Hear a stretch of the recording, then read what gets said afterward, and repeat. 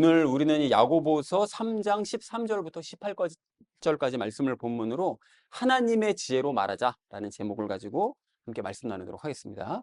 자, 우리가 왜 지난주에 혀의 통제에 대한 말씀을 우리 이제 나누면서 관련된 세 가지 말씀 지난주도 나눴거든요. 그 첫 번째로 나눴던 말씀이 무엇이었습니까? 나의 모습을 확인하자. 네, 그렇습니다. 그 지난주에 우리 살펴본 것처럼 우리가 예수님의 통제를 따라서 말하면 선한 말을 하게 되고 또 죄의 통제를 따라서 말하면 우리가 악한 말을 하게 되는데, 그러니까 내가 하는 말을 역으로 잘 검토해서 살펴보면 내가 지금 한 이 말이 예수님의 통제를 따라 한 말인지 죄의 통제를 따라 한 말인지 알 수가 있다고 그랬죠.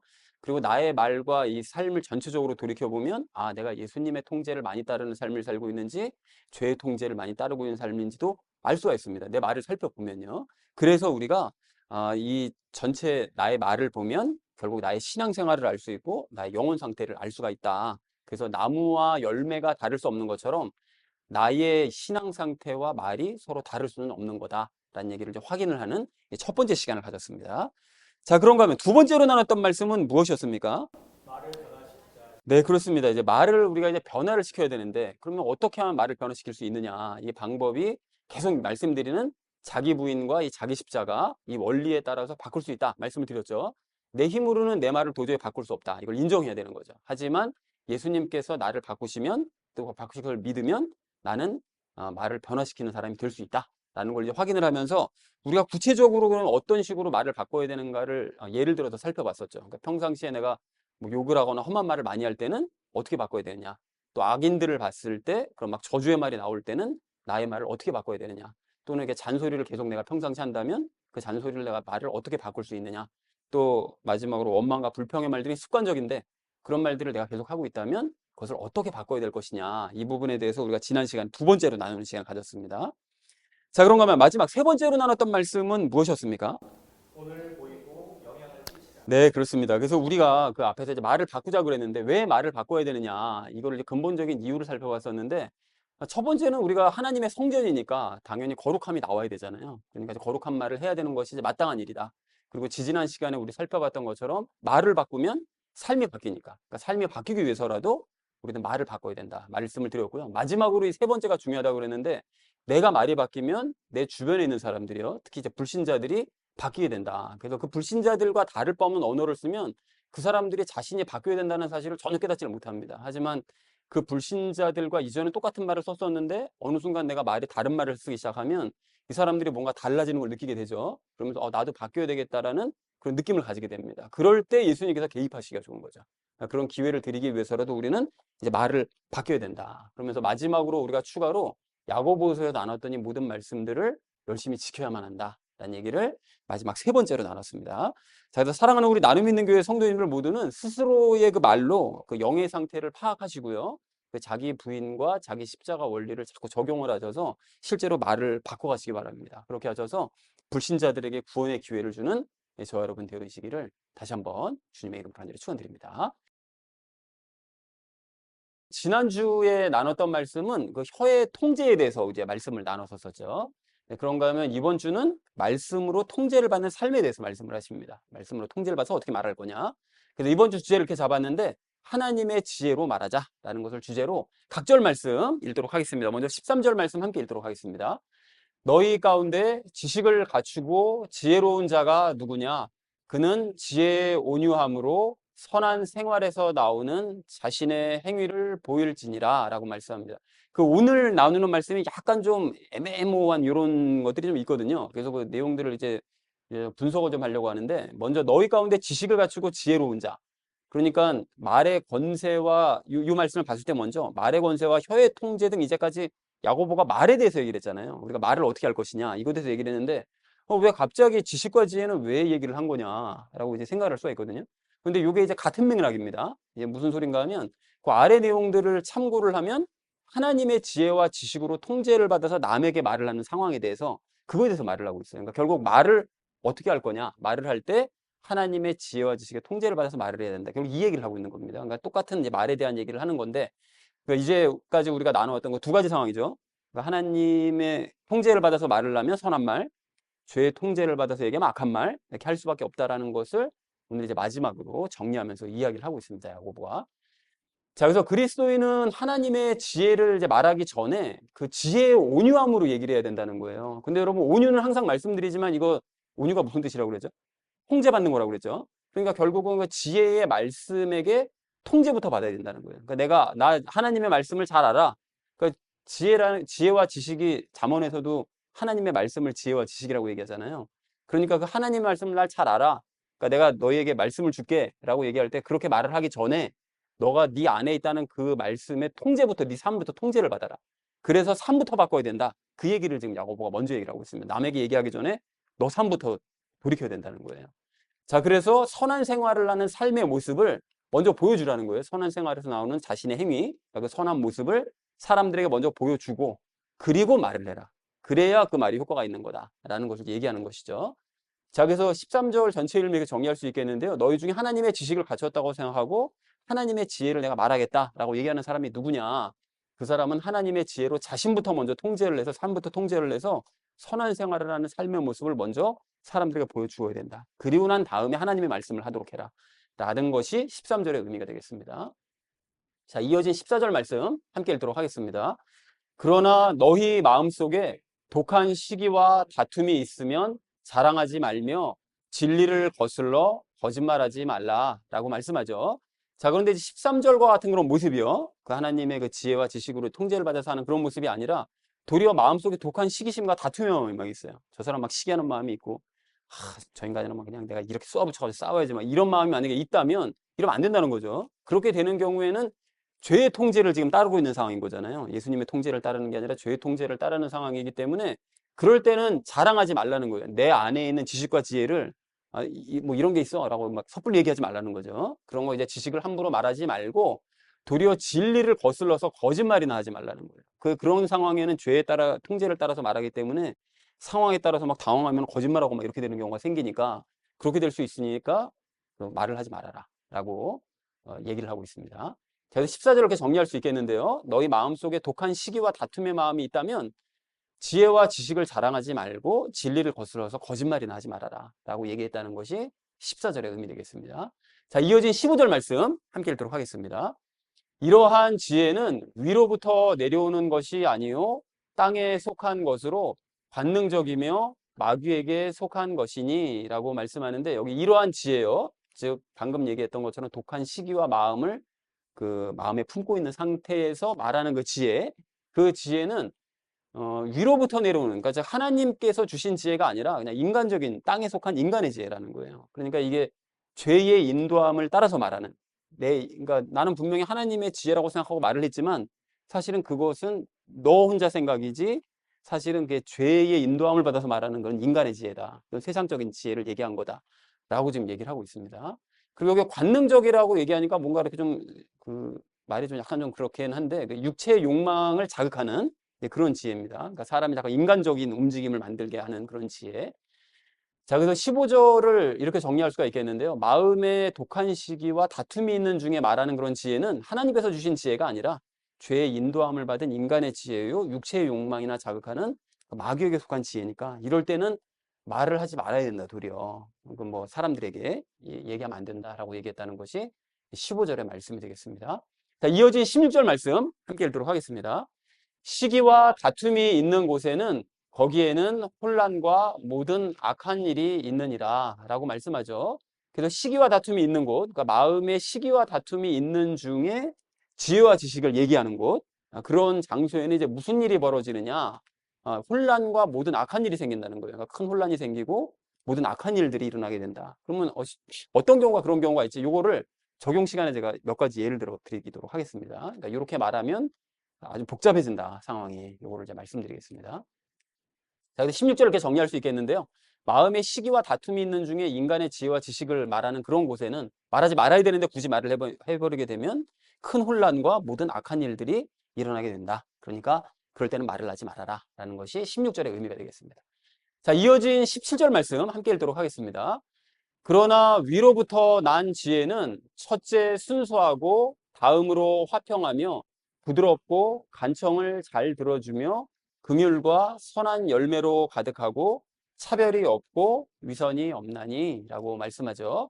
자, 위로부터 난 지혜라는 건 아까 전에 얘기했던 것처럼 하나님께로부터 난 지혜, 그 지혜를 가지고 통제를, 13절 말씀처럼 내가 통제를 먼저 받아서 그래서 지혜를 말하면, 그래 하나님의 지혜를 이제 얘기를 하게 되면 어떤 말들이 나오게 되느냐, 이제 이런 말들이 나오게 된다는 거죠. 그럴 때는 그래서 순수하고 화평한, 그러니까 순수한 말을 하게 되고 화평케 한, 사람들에게 싸우지 않게 도리어 이렇게 화평하게 하는 그런 말을 하게 되고, 또 이제 부드럽게 말을 하게 되고 간청을 잘 들어주는 그런 말을, 상대방 얘기하면 탁 잘라버리고 뭐 이런 게 아니라 부드럽게 잘 들어주는 그런 말들을 하게 되고, 또 불쌍히 여기는 말을 하게 되고요. 선한 열매로 가득한 말을 할 수밖에 없겠죠, 아무래도. 그리고 차별하는 말을 하지 않고 위선이 없는, 위선 부리는 말을 하지 않는 이제 그런 말들이 나오게 된다. 그러니까 하나님께 통제를 받아서 먼저 그런 삶을 살고 또 그런 삶을 살면서 말을 하면 이런 모습들이 나타나게 된다라고 이제 예를 들어서 얘기를 했습니다. 자, 그래서 17절 이렇게 정리할 수 있겠는데, 하나님께로부터 받은 지혜로 이제 말을 하게 되면 순수한 말, 화평케 하는 말, 부드러운 말, 간청을 잘 들어주는 말, 불쌍히 여기는 말, 선한 열매로 가득한 말, 차별하지 않는 말, 위선을 부리지 않는 말을 하게 된다. 그러니까 너희는 이런 말을 하도록 하여라 라는 것이 17절의 의미가 되겠습니다. 자, 마지막 18절 말씀 함께 읽도록 하겠습니다. 의의 열매는 화평케 하는 자들의 화평 속에서 뿌려졌느니라 라고 말씀합니다. 여러분, 이 말씀이 이게 좀 어렵거든요. 근데 18절 말씀이 이게 해석이 좀 분분할 수가 있는데, 저는 이렇게 봤습니다. 이 앞에 그 내용을 전체 그 맥락을 연결 지어서 이제 해석을 하니까 이런 해석이 이제 나왔는데, 먼저 의의 열매는 방금 얘기했었던 17절에서 말씀하시는 열매들 있잖아요. 뭐 부드럽고 뭐 선하고 뭐 간청을 잘 들어주고 불쌍히 여기고 이런 말들, 이런 열매들, 그런 열매들은 도대체 어떻게 맺어지게 되는 거냐, 어떻게 맺어지냐면 화평케 하는 자들 때문이라는 거예요. 그러니까 화평케 하는 말을 하는 사람들. 근데 화평케 하는 말을 하는 사람들은 우리가 13절에서 나눴던 것처럼 하나님의 지혜로 통제를 받아서 말하는 사람들이겠죠. 그죠? 하나님께서 말하게 하심을 따라 말하는 사람들. 그런 사람들이 이제 화평케 하는 말을 하는 사람들인데, 이제 그런 사람들이 화평 속에서 이제 뿌린다는 거예요. 뭐냐면 그들이 화평 속에서 뿌린 말. 그러니까 그런 말을 하면 아무래도 사람들을 아까 17절에 얘기했던 것처럼 사람을 화평케 하니까 그런 분위기 속에서 하는 말, 즉 복음, 그런 말 때문에 의의 열매를 맺을 수 있게 된다는 그런 의미라는 거예요. 그래서 이걸 좀 더 쉬운 말로 얘기하자면 이런 거죠. 우리가 의의 열매를 맺을 수 있는 것은, 지금 현재 의의 열매를 맺을 수 있는 것은 그 누군가가 하나님의 지혜로 통제를 받으면서 17절과 같은 식으로 말을 했기 때문에 그 말을 받아들인 우리도 그 말이 우리 안에 들어와서 그 말씀에 통제를 받으면서 나 자신의 삶을 먼저 바꿔가고, 그러다 보면 열매를 맺게 되고 그 열매로서 말을 하다 보니 나도 17절과 같은 열매를 맺게 되는 이런 얘기가 된다는 거죠. 그러니까 우리도 누군가에게 그렇게 말을 함으로써 그도 의의 열매를 맺게 만드는 그런 우리가 되어야 된다는 것이 18절의 의미라는 것입니다. 그러니까 앞에서 얘기했던 것처럼 우리가 악을 따라서 말을 하면, 죄를 따라서 말을 하면 나쁜 말을 하게 되고, 예수님을 따라서 말을 하게 되면 선한 말을 하게 되는데, 그런 선한 말을 함으로써 나 자신도 열매 맺고 다른 사람들도 열매를 맺게 만들어야 된다. 그것이 우리 그리스도인들이 해야 되는 일이다 라는 것이 18절의 의미라는 것이죠. 자, 그래서 18절을 이렇게 정리할 수가 있겠는데, 하나님의 지혜로 말하는 자들이 화평 중에 뿌린 말 때문에 우리는 의의 열매를 맺을 수 있다. 그러므로 우리도 다른 사람이 그렇게 열매 맺을 수 있도록 그런 말을 해야 된다라는 것이 18절의 의미가 되겠습니다. 자, 그래서 오늘 본문을 이렇게 정리할 수가 있겠는데요. 너희 가운데 지식과 지혜를 말하려는 자가 누구냐? 그는 지혜의 통제를 받아서 선한 생활을 하는 삶의 모습을 먼저 보여주도록 해라. 그러나 그런 모습보다는 마음속에 독한 시기와 다툼만이 나에게 있다면 그럴 때는 지식과 지혜를 말할 것이 아니라 진리를 거슬러서 거짓말이나 하는 건 아닌가? 이거 돌아봐야 된다는 거예요. 이렇게 하면 안 된다는 거죠. 자, 그래서 이러한 지혜는 하나님께로부터 오는 것이 아니라 죄를 따르는 인간의 지혜이고 육체의 욕망이나 자극하는 마귀에게 속한 지혜다. 그러니까 이런 거 말하면 안 된다. 그래서 마음에 시기와 다툼이 있는 중에 인간의 지혜와 지식을 말하는 곳에는 큰 혼란과 모든 악한 일들이 일어나게 된다.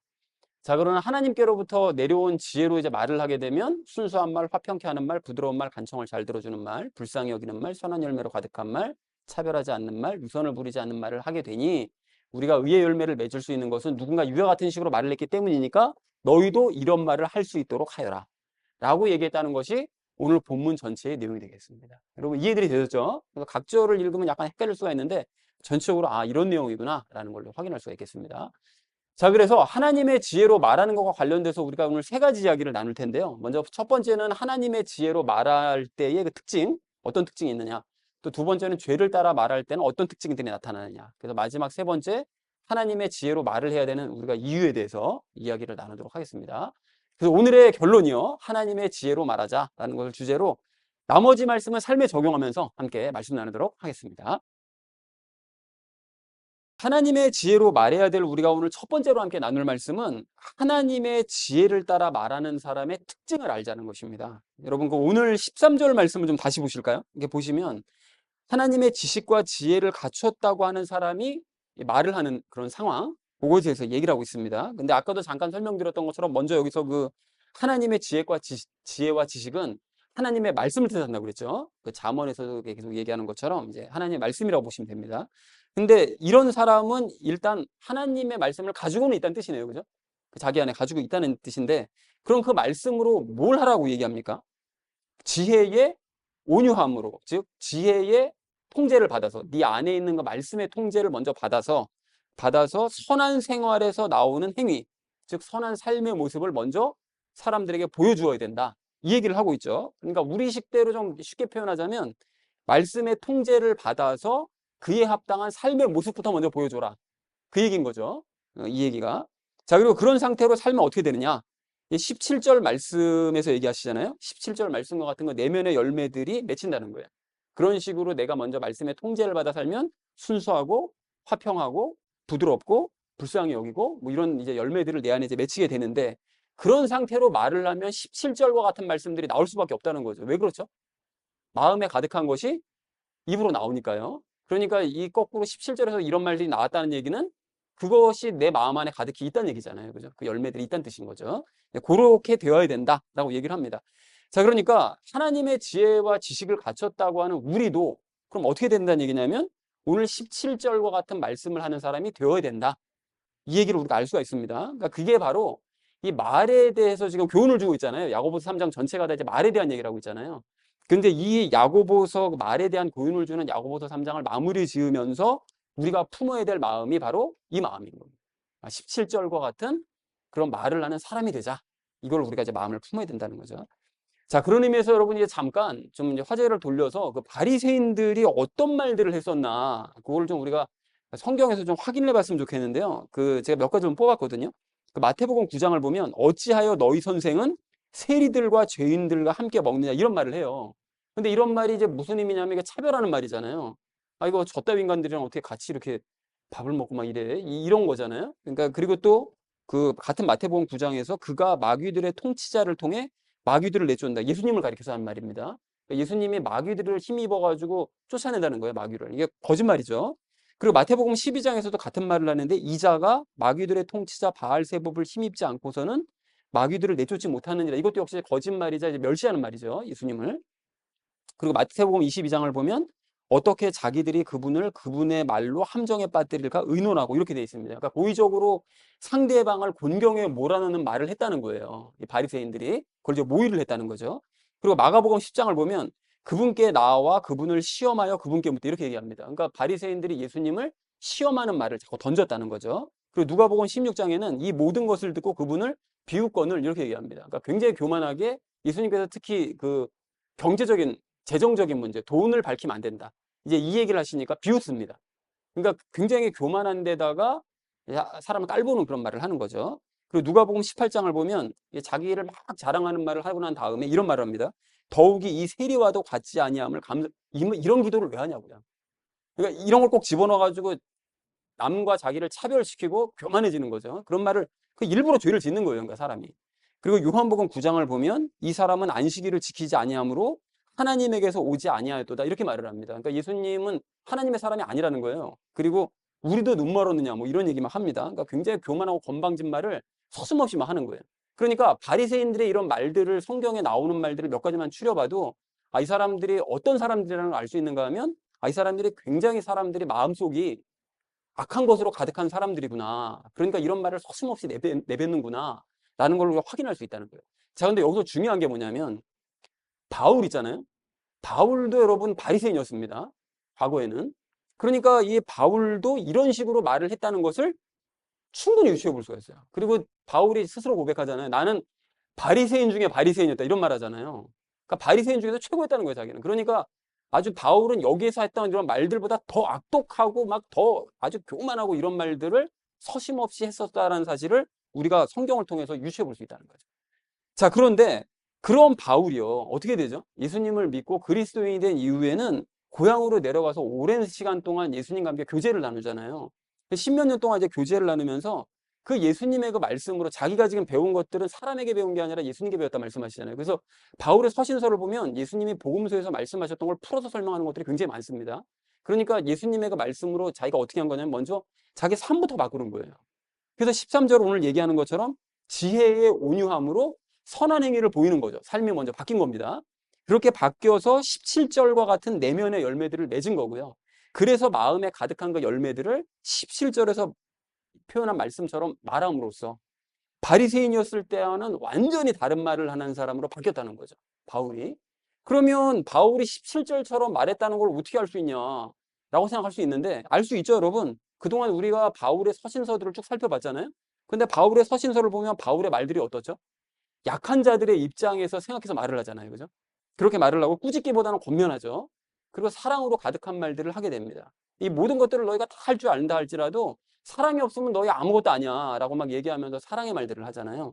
그런 걸 봄으로써 이 사람이 말이 정말 많이 바뀌었다는 걸 알 수가 있는데 무엇보다 우리가 수요 성경 공부 시간에 나누고 있는 이 고린도서를 보면 더 그걸 많이 느낄 수가 있습니다. 이게 바울 같은 경우에 이 고린도 교회를 세울 때 정말 이 피나는 이 고통 가운데 교회를 세운 거거든요. 근데 그 교회가 너무나 허무하게 몇 달 안 지나가지고 거짓 교사들의 가르침을 받아서 거의 허물어질 지경에 이르렀단 말이죠. 아니 그렇게 오랜 세월 동안 열심히 가르쳐가지고 교회를 세워놨더니 그게 단 몇 달, 그냥 몇 년 만에 이렇게 쉽게 허물어질 수가 있느냐 싶으면 이게 열이 받아서라도 이 사람이 욱하는 그런 마음에서라도 그 옛날 그 성질 나올 수 있는 거 아니겠어요? 홧김에라도 야 지금서부터 내가 하는 말 너희 그냥 무조건 들어. 내가 하자면 무조건 따라와. 이런 식으로 말을 할 수도 있을 것 같은데 그 과거 바리새인들의 그런 말을 할 수도 있을 것 같은데 전혀 그렇게 하지 않습니다. 이 고린도서를 보면 아주 조심스럽게 권면의 말씀들을 해요. 물론 간혹 뭐 이렇게 아주 강하게 얘기할 때도 물론 있긴 있으나 전반적으로 그렇다는 거죠. 그래서 대부분은 내 의견은 이렇고 내 생각은 이렇고 내 판단은 이러니까 너희가 좀 내 말을 꼭 좀 참고했으면 좋겠다. 이런 식으로 말을 하더라는 거예요. 그런데 그렇게 부드럽게만 말하면 이 사람들이 또 안 들을까 봐 혹시나 안 들을 수도 있잖아요. 우습게 생각하고. 그러니까 고린도전서 7장 40절에서 이런 식으로 말을 합니다. 나는 내가 하나님의 영을 소유한 줄로 생각하노라. 이렇게 얘기를 해요. 그러니까 이 말씀을 할 때도 야, 나 성령님 세례 받은 사람이니까 내 말이고 성령님의 말씀인 줄 알고 무조건 따라와야 돼. 이런 식으로 얘기를 하는 것이 아니라 나는 성령님 세례를 받은 것으로는 알고 있으니까 너희가 내 말을 좀 적극적으로 참고를 했으면 좋겠다. 이런 식으로 권면의 말을 하더라는 거예요. 굉장히 부드럽게 말을 하는 거죠. 그리고 이 바울이 이런 글이 아니라 말로 할 때는 더 연약하게 말을 했던 것 같아요. 그래서 고린도서 10장 10절을 보면 이렇게 얘기합니다. 그들이 말하기를 그의 편지는 무게가 있고 힘이 있으나 그가 몸으로 함께 할 때는 약하고 그의 말도 형편없다.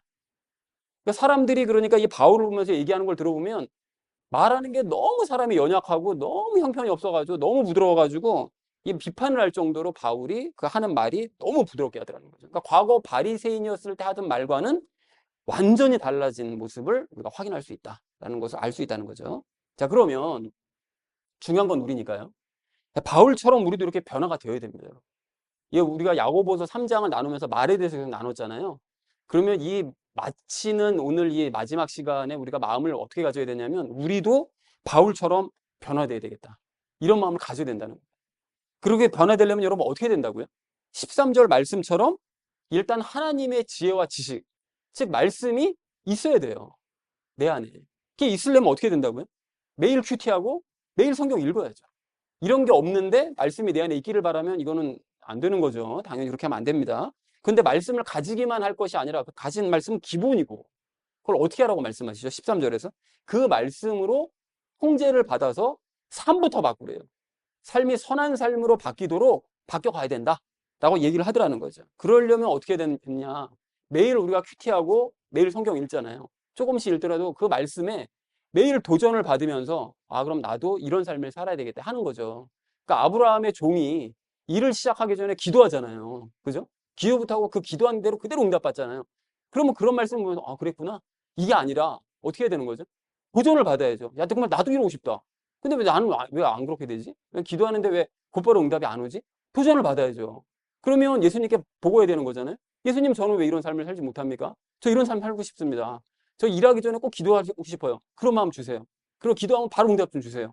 이런 말씀을 드려서 바뀌어가야 되는 거죠. 이런 삶을 살아야 된다는 거예요. 말씀으로. 그래서 내면의 열매가 계속 맺혀져야 됩니다.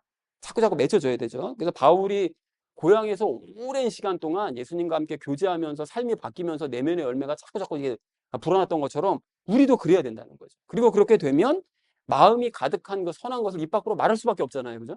그렇게 되면 오늘 17절처럼 말을 할 수 있는 날이 오게 된다는 것입니다. 그리고 그렇게 선한 말을 해야 상대방도 내 말을 들으려고 하지. 맨날 쏘고 맨날 잔소리하고 그냥 맨날 악한 말만 이게 쏟아부으면 상대방이 내 말 듣겠느냐고요. 선한 말을 해도 안 듣는데 악한 말 하면 듣겠습니까? 당연히 안 듣죠. 자, 그래서 사랑하는 우리 나눔 믿는 교회 성도님들 모두는 분명히 기억하시기 바랍니다. 하나님의 지혜와 지식, 즉 이 말씀을 배웠다면 일단 그 말씀으로 나 자신의 삶부터 바꿔야 됩니다.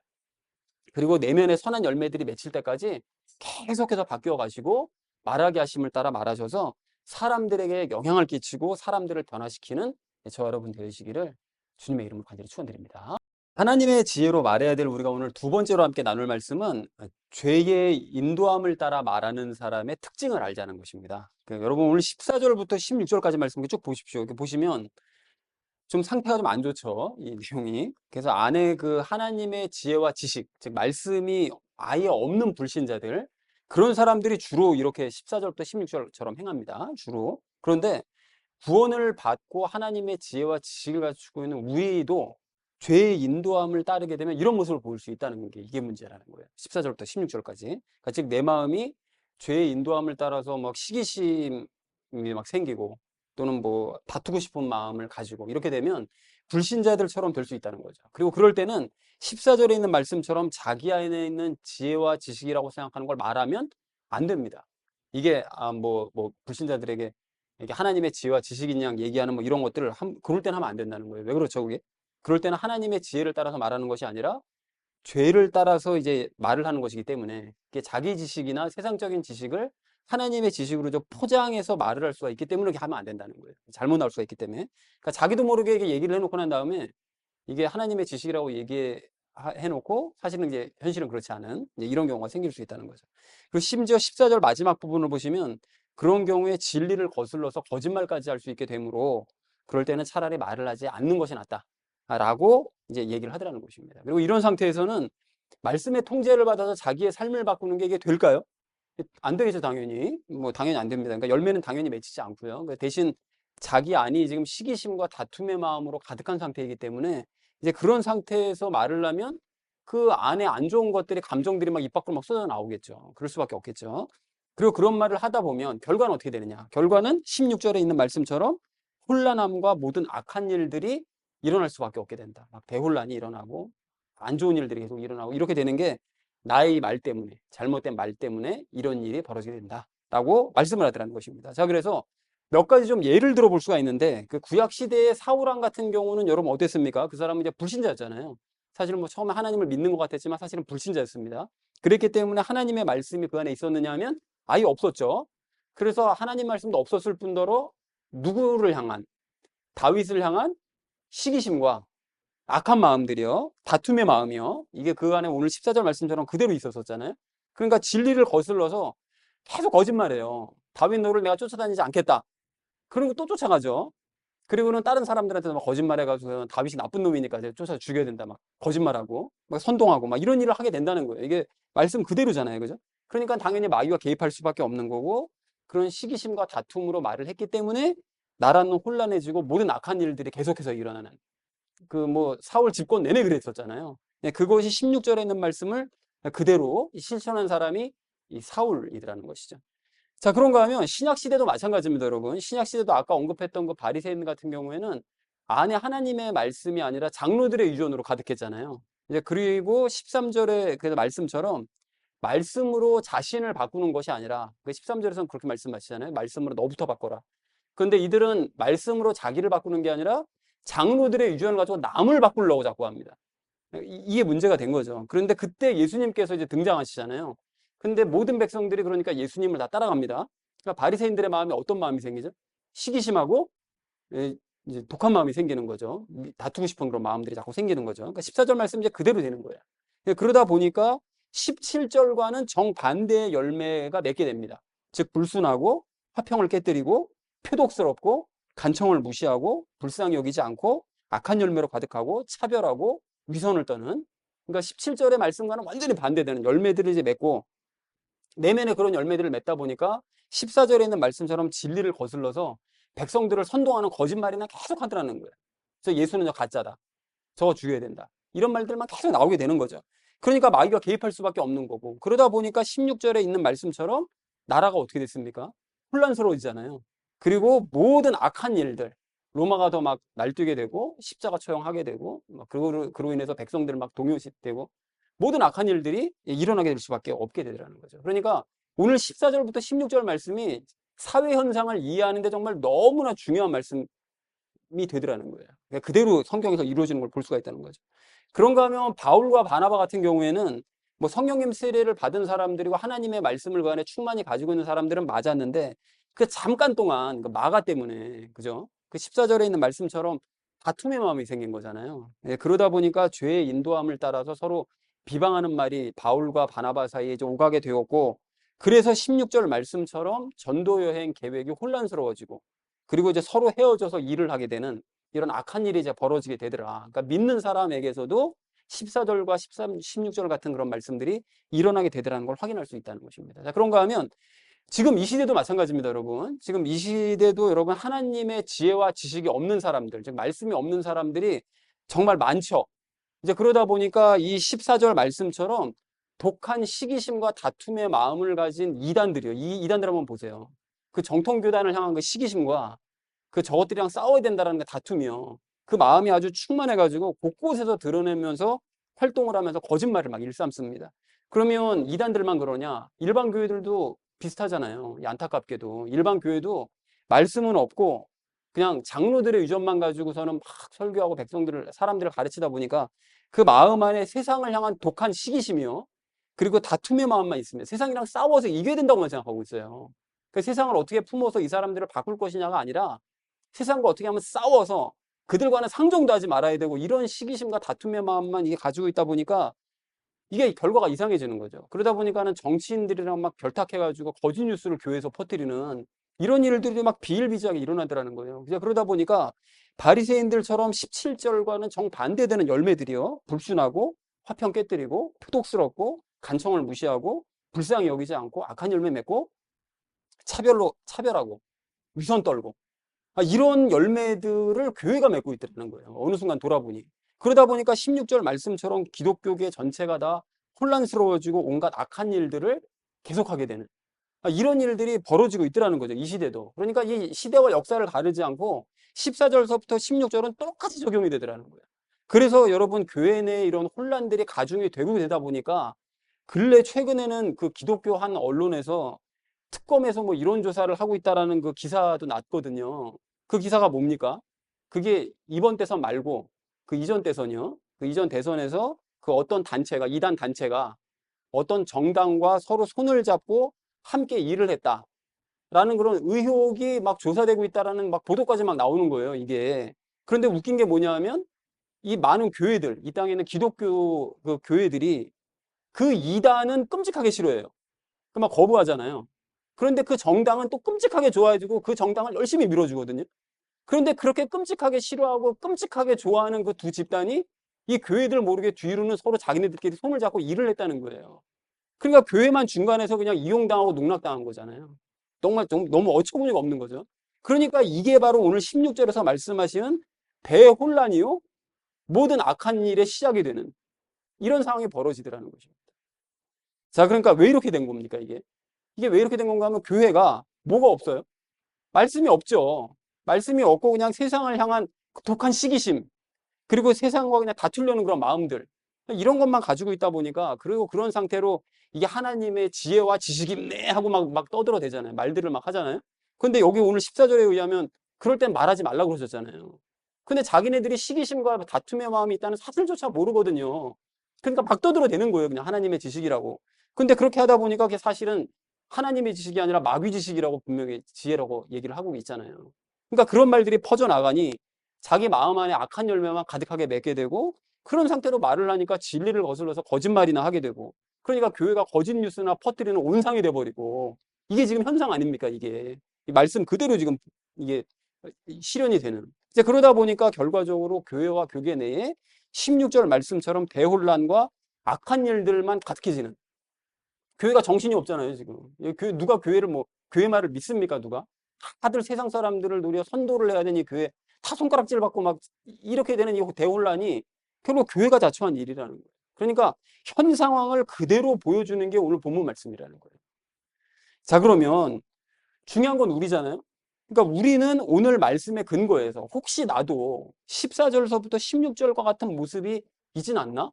이거를 좀 유심히 관찰하고 냉혹히 판단할 필요가 있다는 것입니다. 그러니까 정말로 내 안에 말씀이 있나?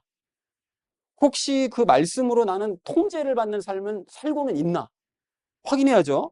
혹시 그러지 않고 내 마음 가운데 그냥 독한 시기심과 그냥 다툼의 마음만 갖고 있는 건 아닌가? 말씀 계속 보라고 넌 떠들어. 난 죽어도 안 볼 거야. 뭐 이러진 않겠죠. 그런 혹시 그런 다툼의 마음이나 이상한 마음 가지고 있는 건 아닌가? 그런 악한 열매들만 맺으면서 많은 혼란 가운데 악한 일을 하고 있는 건 아닌가를 스스로 돌아보자는 것입니다. 여러분, 우리가 왜 그래야 되는가 하면, 이게 왜 그래야 됩니까? 왜 그래야 되는가 하면 이런 수고를 하지 않고 변화되지 않잖아요. 그러면 대환란 때 방금 말씀드린 그런 세상의 교회들과 똑같은 고통을 당해야 되는 거예요. 이 자체가 억울한 거잖아요, 사실. 그죠? 그러니까 그렇게 되면 안 된다는 거죠. 그러니까 사랑하는 우리 나눔 있는 교회 성도님들 모두는 죄의 인도함을 따르지 마시고 하나님의 말씀을 따르는 성도님들 되시길 바랍니다. 그렇게 하셔서 모든 혼란과 악한 일에서 벗어나시고 선한 열매를 맺고 선한 삶의 모습을 보여주시는 저와 여러분 되어주시기를 주님의 이름으로 간절히 축원을 드립니다. 자, 하나님의 지혜로 말해야 될 우리가 마지막 세 번째로 나눌 말씀은 하나님의 지혜로 말하자는 것입니다. 여러분, 오늘 18절 말씀을 이렇게 다시 보십시오. 이렇게 보시면 아까 이게 무슨 뜻이라고 그랬죠? 18절 말씀이. 결론적으로 말씀드리면 내가 의의 열매를 맺을 수 있었던 것은 그 누군가 다른 사람이 그 말씀의 씨앗을 뿌렸기 때문인데 그 사람은 화평케 하는 사람이라고 그랬죠. 그러니까 하나님과 인간 사이를 화평하게 만들고 사람과 사람 사이를 화평하게 만드는 사람. 즉 그러니까 그 사람은 하나님의 통제를 말씀의 통제를 받아서 삶을 바꿔가는 사람. 그런 상태로 말을 하는 사람. 이제 그런 사람이라 그랬는데 그런 사람이 복음의 씨를 뿌렸기 때문에 그 말씀의 씨앗을 뿌렸기 때문에 그 말씀에 또 권세가 있잖아요. 그죠? 우리가 그 야고보서 3장 처음 시작할 때 나눴던 것처럼 권세가 있다 보니까 그 말씀이 그 사람이 뿌려준 그 말씀이 내 안에 심기게 된 거고 심겨진 그 말씀이 자라나서 오늘 13절 말씀처럼 내가 그 말씀의 통제를 받게 되고 통제를 받아서 내 삶을 변화시킴으로써 열매를 맺고 그래서 17절과 같은 말씀 마음에 가득한 열매를 나도 말하게 되는 이런 상태가 됐다는 거죠. 그러니까 그 누군가가 그 말을 하는 가운데 화평 가운데 말씀을 던졌기 때문에 말씀의 씨를 뿌렸기 때문에 그거에 영향을 받아서 오늘의 내가 있을 수 있게 되었다. 이렇게 된다는 거예요. 그러니까 지난주에 왜 그런 얘기 했잖아요. 나의 달라진 말 때문에 내 주변의 불신자들이 바뀔 수 있다. 그런데 이것이 실제로 그런 일들이 일어날 수가 있다는 거예요. 자, 그러니까 앞에서 말씀드린 대로 말씀의 통제를 받아서 일단 내 삶부터 내가 고쳐가고 내면의 열매를 많이 맺어가면서 나도 선한 말씀을 뿌림으로써 다른 사람들로 하여금 선한 열매를 맺게 만드는 그리스도인이 되어야 될 줄로 믿습니다. 그렇게 돼야 됩니다, 여러분. 그래서 여러분 이게 지금 야고보서 3장 내내 지금 우리가 말에 대해서 나눴잖아요. 그런데 그렇게 선한 말을 해야 되는 그 최종적인 목표가 바로 이거라는 거예요. 뭐라고요? 내가 예수님께 통제를 받아서 말을 함으로써 그래서 다른 사람에게도 그 씨앗을 심고 그래서 그 사람도 역시 말씀의 통제를 받아서 선한 열매를 맺게 만드는 거. 그게 우리가 선한 말을 해야 되는 이유이자 목표라는 거죠. 그러니까 우리가 마음 가운데 반드시 담아야 될 이유라는 거예요. 자, 그런데 문제가 뭔가 하면 오늘 17절 말씀을 이렇게 딱 보잖아요. 17절 말씀을 보고 내 현재 상태를 보면 어떻습니까, 여러분? 할만하세요? 절망감이 살짝 오죠. 이게 내가 이러고 있나? 나는 순수한 말을 하고 있고 화평케 하는 말을 하고 부드럽게 말하고 간청을 잘 들어주고 또 불쌍히 여기는 말을 하고 선한 열매로 가득한 상태로 말을 하고 또 차별하는 말을 하지 않고 위선 떨지 않고 그런 말을 하고 있나? 이걸 돌아보면 별로 할 말이 없죠, 저부터가. 할 말이 없고 또 갈 길도 정말 이건 너무 먼 거 아닌가? 이거 언제 이렇게 해서 내가 언제 이런 상태에서 언제 이런 말을 해? 이런 생각이 들 수가 있는데 그래서 과연 내가 다른 사람들 열매 맺게 하나 할 수가 있나? 나 자신도 열매를 못 맺고 있는데 이런 생각이 들 수가 있는데 그런데 여러분 희망이 있습니다. 여러분 희망이. 이런 말씀과 비교해서 현재의 내 모습을 보면 절망할 수밖에 없고 희망이 없어 보이지만 그것도 인간적인 생각이에요. 그것도 그 자체가. 왜 그렇죠? 예수님이 계시니까요, 우리에게. 그래서 우리에게 필요한 그 원리가 뭡니까? 자기 부인과 자기 십자가 원리죠. 그래서 17절 말씀과 내 모습을 비교하면 아, 나는 소망 없다. 그거 인정하자는 거예요. 현재 내 모습 아니야, 난 소망 없어 나는. 그러나 내가 소망이 없다 그래서 아예 가망이 없는 사람이냐? 그건 또 아니다. 그 자기 부인부터 이렇게 하자는 거예요. 그리고 거기서 멈추면 안 되죠. 예수님께서 행하시면 나도 17절 말씀처럼 선한 말을 할 수 있고 다른 사람들을 열매 맺게 하는 사람 될 수 있어. 라는 거를 우리가 믿자는 거예요. 하지만 그걸 믿으면서 난 그걸 믿어. 가만히 있을 게 아니라 어떻게 하라고 그랬습니까? 오늘 17절에서 말씀하시는 이런 열매가 맺힐 때까지 하나씩 믿음으로 기도하면서 바꿔나가야 되는 거죠. 하나씩 하나씩 내 말을 바꿔가고 내 성격을 바꿔가고 내 마음을 바꿔가는 거죠. 그렇게 해서 순수한 말을 하고 화평케 하는 말을 하고 부드럽게 말하고 간청을 들어주고 불쌍히 여기는 말을 하고 선한 열매로 가득한 말을 하고 차별하는 말을 하지 않고 위선 떨지 않는 말을 하게 될 것을 믿으면서 변화되어 가자라는 것입니다. 그렇게 되기 위해서 우리 사랑하는 나는 믿는 교회 성도님들 모두는 오늘서부터 13절 말씀처럼 말씀을 마음에 간직하시고 말씀의 통제부터 여러분 받으시기 바랍니다. 이게 시작이에요. 그리고 그걸 믿음으로 여러분 기도하시면서 삶을 하나씩 하나씩 바꿔가시기 바랍니다. 그래서 내면에 선한 열매 맺으시고 그 마음으로 말을 하셔서 그렇게 하셔서 그 말이 다른 사람들에게 선한 영향력을 끼치고 열매를 맺게 하는 우리 모두가 되기를 축복합니다. 그리고 오늘 드린 이 말씀도 화평 속에 뿌려진 말씀이 되기를 주님의 이름으로 간절히 축원을 드립니다. 하나님의 지혜로 말하자라는 것을 주제로 이제 말씀 나눴죠. 첫 번째로 나눴던 말씀이 하나님의 지혜를 따라 말하는 사람의 특징을 알자고 했습니다. 그래서 이들은 하나님의 무엇을 먼저 마음 가운데 가지고 있다. 말씀을 가지고 있다. 자, 그래서 이들은 하나님의 말씀으로 이것을 받아서 선한 삶의 모습을 보여준다. 통제를 받아서 선한 삶의 모습을 보여준다. 자, 그래서 그럼으로써 내면에 뭘 맺죠? 열매를 맺죠. 이게 이제 과정입니다. 쭉 열매를 맺고 또 그리고 그러한 내면의 상태로 17절과 같은 어떤 말들, 선한 말들을 하게 된다. 이게 이제 과정입니다. 말씀을 가지고 있으면 통제를 받아서 삶이 바뀌고 열매 맺고 그 열매로 말을 하면 선한 말들이 나오는. 이게 이제 우리가 가야 될 방향인 거죠. 자, 그래서 악한 말을 하다가 위와 같은 과정을 거쳐서 선한 말을 하게 된 신약시대의 그 대표적인 인물이 누구라고 그랬죠? 바울이었죠, 바울. 바울이 이런 삶을 살았다. 그래서 하나님의 말씀부터 내면에 간직하기 위해서 우선적으로 우리가 힘써야 될 것이 무엇이다? 말씀 읽어야 됩니다. 그래서 매일 큐티하고 매일 개인적으로 있는 성경을 열심히 읽으셔야 돼요. 그렇게 하면 안에 말씀이 이제 간직이 되어지는 거죠. 그럼 모든 변화의 시작이 그것부터 시작되는 겁니다. 그것부터. 자, 그래서 말씀으로 통제를 받아서 내면의 열매를 맺고 선한 말을 하는 그리스도인이 되자라는 것이 우리 첫 번째로 나눴던 말씀이었습니다. 자, 두 번째로 나눴던 말씀은 죄의 인도함을 따라 말하는 사람의 특징을 알자고 했죠. 자, 그래서 마음이 시기심과 다툼으로 휩싸일 때 말하는 지혜는 어디로부터 온 거라고요? 땅으로부터 온 거죠. 즉 마귀로부터 온 것이라고 그랬습니다. 그건 하나님으로부터 온 것이 아니다. 그러니까 말하지 말아야 된다 그럴 때는. 자, 그래서 위와 같은 상태일 때 열매를 맺을 수 있습니까? 절대 없죠. 악한 열매만 맺히죠. 악한 열매만 이럴 때는. 그래서 시기와 다툼의 마음으로 말하는 곳에는 결국 어떤 일이 일어난다고 얘기했습니까? 혼란과 또 모든 선한 것이 아닌 악한 일이 일어나게 된다라고 얘기했었죠. 혼란과 악한 일들이 일어나게 된다. 그래서 시기와 다툼으로 혼란과 악한 일을 가져온 구약시대 왕은 사울이었죠. 사울이 이런 일을 했습니다. 시기와 다툼으로 혼란과 악한 일을 가져온 신약시대의 그 인물, 그룹들이 있었죠. 누구라고 그랬죠? 아까 전에? 바리새인들이 딱 이런 짓을 했다. 시기와 다툼으로 온 나라를 그냥 혼란과 그냥 악한 일 가운데 빠뜨려 버린 거예요. 그래서 바울과 바나바가 다툼의 마음으로 혼란과 악을 행했던 일의 원인은 누구였을까요? 누구 때문에 아까 전에 막 싸우고 막 이렇게 됐죠? 마가 때문에 마가를 데려가냐 마냐 막 이것 때문에 서로 다툼이 나가지고 그러는 바람에 일이 막 틀어졌죠. 자, 그래서 교회에 말씀이 없고 시기심과 다툼만 있을 때 얻을 수 있는 결과 뭘까요? 아까는 말씀 그대로죠. 모든 혼란과 모든 악한 일들이 일어난다. 그러니까 이 교회, 현재 우리 교회들이 왜 이렇게 망가졌는가 막 뭐 시사진단 뭐 이런 거 하잖아요. 이거예요. 이거. 딱 오늘 14절에서 16절에서 보여주는 거. 말씀이 없고 시기심과 다툼만 있으니까. 그러니까 그냥 이 모든 교계가 그냥 대혼란과 모든 악한 일들의 원흉이 되는 이런 일이 벌어지게 됐다는 것이죠. 자, 그래서 내 안에 말씀이 있는지, 있다면 말씀의 통제를 받고 있는지, 시기심과 다툼이 없는지, 나 자신을 면밀하게 확인하는 시간을 갖자라는 것이 두 번째로 나눴던 말씀이었습니다. 자, 마지막 세 번째로 나눴던 말씀이 하나님의 지혜로 말하자고 했죠. 그리스도인이 하나님의 통제를 받아서 말을 하되 화평 중에 씨를 뿌리면 무슨 일이 일어난다고요? 어떤 사람에게 말을 하면 뭐가 맺힙니까? 열매가 맺히기 시작한다. 그러니까 그 말하는 게 선한 말 하는 거, 인도함을 따라 선한 말 하는 게 너무 중요하다. 사람들 간에. 자, 그래서 나의 현재 상태가 절망적일지라도 낙심하지 말아야 될 이유가 있죠. 누가 계시니까? 예수님이 계시니까 우리가 낙심하실 필요가 없습니다. 내 상태만 보면 낙심이 되죠.